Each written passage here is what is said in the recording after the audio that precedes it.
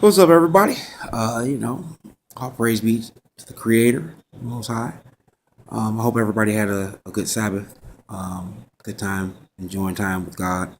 Happy Mother's Day. So I hope everybody's, honoring their mother as commanded. Um, so yesterday, I was just doing some studying. I was researching the curses, basically. Um, I'm just kind of, putting some stuff together. Oh, by the way, I haven't forgotten. I know I need to go back and finish up the videos I made that I'm starting up as far as, going over the basis with the commandments. We'll be getting back to that here soon. So those videos be up. But in any case, so I just wanted to kind of express to you what I came across by accident, really, actually by my own folly in my studies. To just kind of give you some background, been checking out the different people who I subscribe to and listen to. I listen to a lot of different people, but that don't necessarily mean that I subscribe to them or not. But in something that's been common, a common topic, and these brothers aren't the only ones. We've been really doing this and dealing with this now for generations, man. And as I woke up this morning, just kind of things just kind of digested. And so I was just checking out some more videos, and then the light bulb came on for me. So what I want to do is I want to give you what I came across. Again, it was totally by folly. It wasn't like I was doing something totally different. But in any case, so I came across this verse, and this is Jeremiah 18:13. Therefore, thus saith the Lord, ask ye now among the heathen, who has heard such things. The virgin of Israel have done a very horrible thing. Now it has two precepts here, Jeremiah 2:10, and then 1 Corinthians 5:1. Now here's my folly, right? So when I went back to the precepts, so I went back to the first one, Jeremiah 2:10. But here's the folly. I read Jeremiah 2:2, and then followed the precept of Jeremiah 2:2 to the following precept. So, Jeremiah 2:2.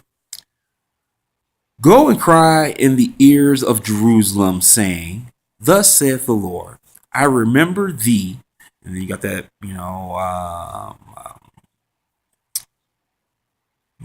little marker in which it states that could also mean or for thy sake. The kindness of thy youth, the love of thine espousals, when thou wentest after me in the wilderness, in the land that was not sown. And the first precept there is Deuteronomy 2:7, which states, and I brought you into a plentiful country to eat fruit thereof and the goodness thereof. And when ye entered, ye defiled my land and mine heritage, and made mine heritage an abomination. It's like, all right, wow, this is starting to get deep here as far as trying to just understand that one verse, right? So I was like, all right, so that's kind of deep. So what? Let me go over to 1 Corinthians. Let's take the test. 1 Corinthians 5:1. So let's see what that says, right? 1 Corinthians 5:1.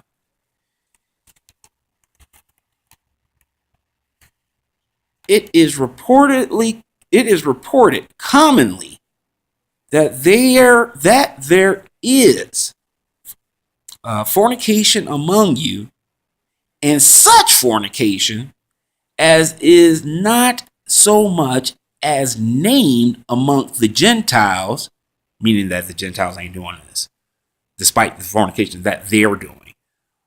that one should have his father's wife. Father's wife. So, just to make sure that I'm not, tripping, let's go to verse 2. And ye are puffed up, and have not rather mourned, that he that hath done this deed might be taken away from among you. Okay. So all of a sudden, I thought about it, and how does this? What does this mean, right? So, in the context of these videos, when it comes down to talking about these, for lack of a better word, curses that people are under, and it's not just the curses; it's the influences too. These, demonic spirits. But I thought that was kind of wow, right? That even that even amongst the Gentile, right? Now this is let's go back. Jeremiah 18 and 13. Therefore, thus saith the Lord, ask ye now among the heathen. And why was the folly so important? The folly was the reason why I think the folly was so important, because it naturally painted a picture of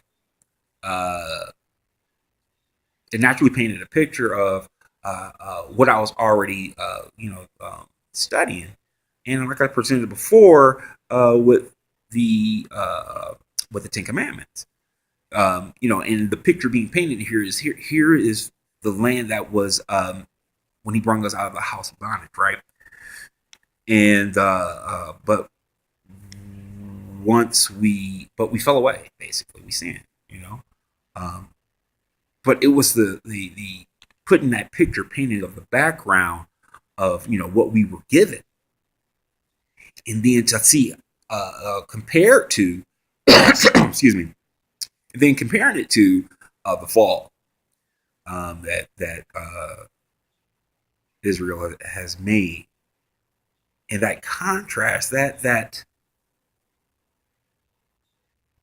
am I the only one who is thoroughly floored when he says, go ask the heathens who have heard such things? The virgin of Israel have done a very horrible thing, and then to find out the horrible thing. Go back over here, right? In 1 Corinthians, is fornication among you, right? But not just any fornication, but one that Gentiles don't do. And then I started to ponder that one should have his father's wife. I don't know too many cultures, if any at all, that's down with that. So, what does this really mean if we're trying to apply, the curses for today? And then, like I said, I was watching these videos, and then the epiphany hit me, right? Fornication is being a sin. I love my mom. It's mama boy stuff, right? Because I think in the one video, homeboy made, he showed the video of the clip of the boy who took his mom to his prom, and that line here, that one should have his father's wife, came to mind now. It made it uh, the light bulb came on, like that one. But the light bulb came on. So when you read that his father's wife, it kind of you kind of blow over it a little bit. But the son, your father, wife, that means your mom. One should have his father's wife. That means he's talking about son, boys, men. You I ain't trying to start none, and it won't be none, but I'm wanting to call out biblically the nonsense that a lot of us are suffering through, um, in the middle of, or trying to understand. So, despite all the efforts out there of just trying to, rebuild men being men and um, women being women, having order in things as a people, who gonna believe in the word of God. But to the point of the videos that I was watching on this topic, right? Um, the second verse here in 1 Corinthians 5, and ye are puffed up. You proud of your simping, and have so let me go back. Let me just for clarity here. So he's talking to these boys, these simps, okay, and these wives are included because they're accepting it, basically. And so he's talking both the wife, I believe, in my understanding. And I'm wrong. Tell me, help me out. I'm learning. But again, in verse 2, he's talking about both the son and the husband's wife. The baby mama, or not the baby mama, but the simp, the mama's boy, and the mother. And ye are puffed up, and have not rather mourned. You don't have like no remorse, like no lamentations about anything about how you're acting, and more importantly, this simply that he has. Let me go back. Let's see. And ye are puffed up, and have not rather mourned that he that hath done this deed might be taken away from among you. So to all the other fellas out there, that are trying to establish as well as reestablish, manhood, as we understand it biblically, building up, and the sisters too. Um, uh, um, when dealing with these people who they when dealing with these people who are just in the world like that, man. I love my mom. I love women. I don't worship, and basically this is what that's about. Worshiping women, woman worship. Shouldn't do it. That's that horror Babylon stuff. So just wanted to help out, put that little tidbit out there. Y'all can expound on it, complain about it, but when it really comes down to it, these people ain't gonna change their ways. Stiff neck, yeah. But haters gonna hate, as they say. So, and just like with anything, man, you present truth to somebody, it hurt, cut like a two-edged sword, right? Cut both ways. And I'm not saying anything, just hurt anybody's feelings, but I got my own sins, and so I got my own thing. I gotta, go, before the judgment seat for, and this land is wicked, and I'm still here too. So I ain't above reproach, myself. So, but also at the same time, truth and knowledge. I'm just trying to, not that verbal hand to lift the next man up, so that our sons, the next generation, and our daughters, man, they got a chance, man. the bootylicious type of mentality that's kind of taken over.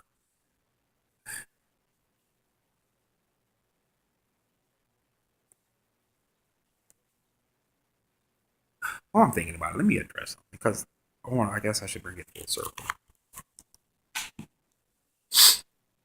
Before anybody complains about anything that I just said, I know what y'all gonna do. Y'all typically go ahead and complain about, the quick argument is, well, your mama's black. She is. She don't play that crap either. Slap some of y'all women out here. But at the same time, ain't too many women out here like my mom's. As my mom taught me how women should be and how women should act. Proverb says that the mother teaches the child. That's Proverbs 6:20.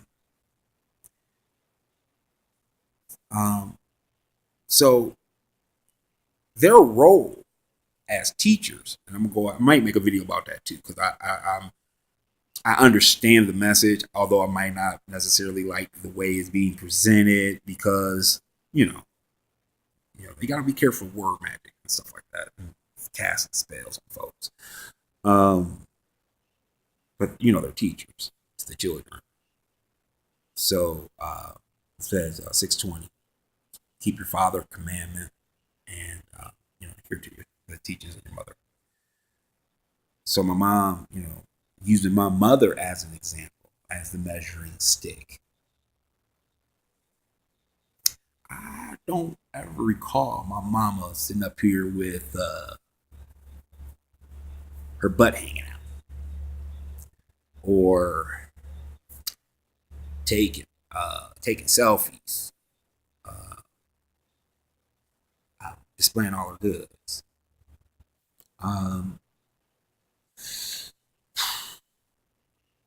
Believing in God, even believing in the Creator. Just having some form of semblance of at least what order's supposed to be. Mom and my dad were married. She had a husband.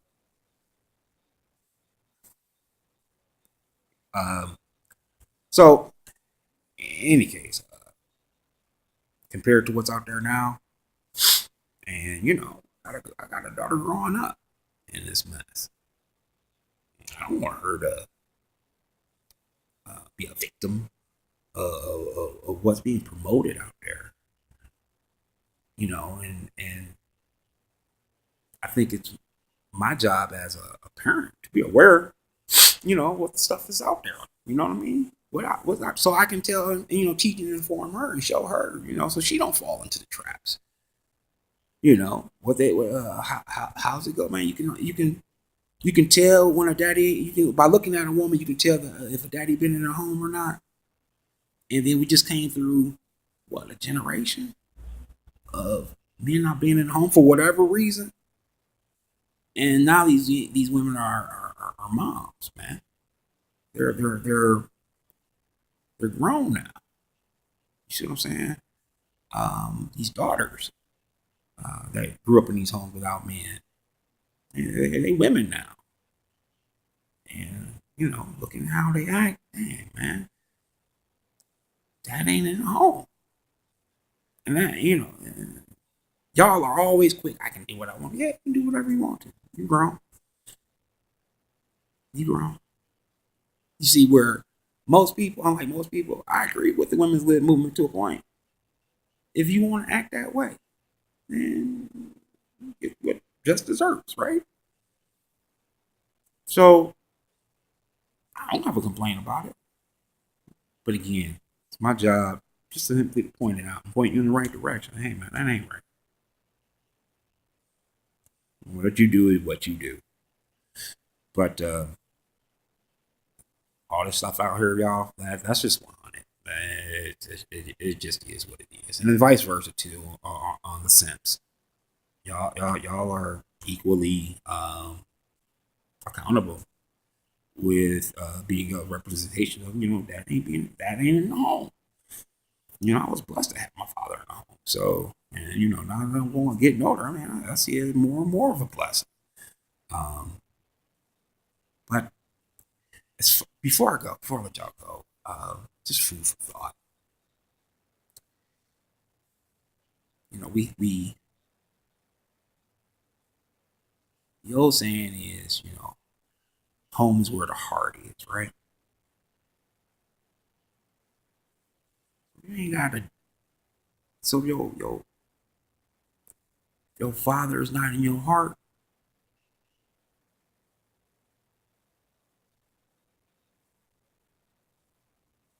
you figure it out, right?